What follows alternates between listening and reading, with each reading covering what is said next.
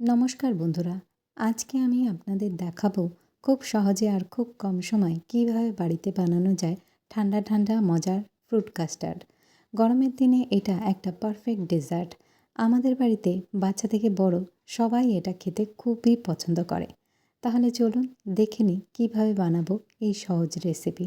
Fruit custard বানানোর জন্য আমি এখানে কালো ও সবুজ রঙের এক মুঠো করে আঙুর নিয়েছি, আর একটা মিডিয়াম সাইজের কলা ও একটা আপেল, আর অল্প করে বেদানা। আপনারা এই ফ্রুট কাস্টার্ডে পাকা আম বা পাকা পেঁপেও ব্যবহার করতে পারেন। শুধু কমলালেবু বা আনারস এরকম টক জাতীয় ফল এর মধ্যে ব্যবহার না করাই ভালো, এতে দুধ ফেটে যেতে পারে। দেখো, এখানে সব ফলগুলো একদম ছোট আকারে কেটে নিয়েছি। আপেলটা আমি এখানে অর্ধেক ব্যবহার করছি, যেহেতু আমি সব ফলগুলোই অল্প পরিমাণে ব্যবহার করেছি।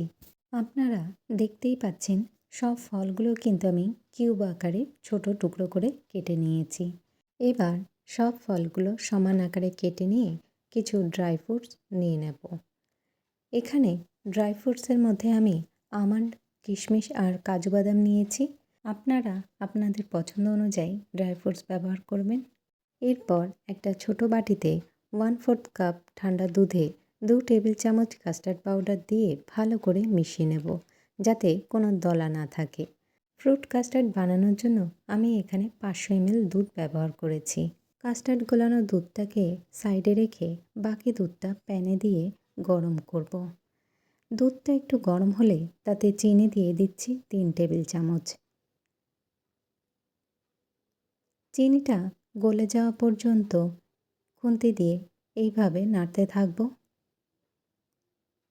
এরপর ফ্লেমটাকে লোতে রেখে কাস্টার্ড পাউডারের মিশ্রণটা দুধে অল্প করে ঢেলে দেব, আর সাথে সাথেই খুন্তি দিয়ে দুধটা নাড়তে থাকব, যাতে কোনো লাম্প বা গুটলি না থাকে। এরপর ফ্লেমটা মিডিয়ামে রেখে 3 থেকে 5 মিনিট দুধটা ঘন হওয়া পর্যন্ত নাড়ব। এখন দেখো, দুধটা ঘন হয়ে এসেছে। এই পর্যায়ে দিয়ে দিচ্ছি 2 টেবিল চামচ কনডেন্স মিল্ক, যা এই ফ্রুট কাস্টার্ডকে বেশি রিচ আর ক্রিমি করে তুলবে। এবার কাস্টার্ডের সাথে খুন্তি দিয়ে ভালো করে কনডেন্স মিল্কটাকে মিশিয়ে নিয়ে ফ্লেমটাকে অফ করে দেব, আর কাস্টার্ডটা ঠান্ডা হতে দেব। এবার বড় একটা বাটিতে টুকরো করে রাখা ফলগুলো সাজিয়ে নিচ্ছি।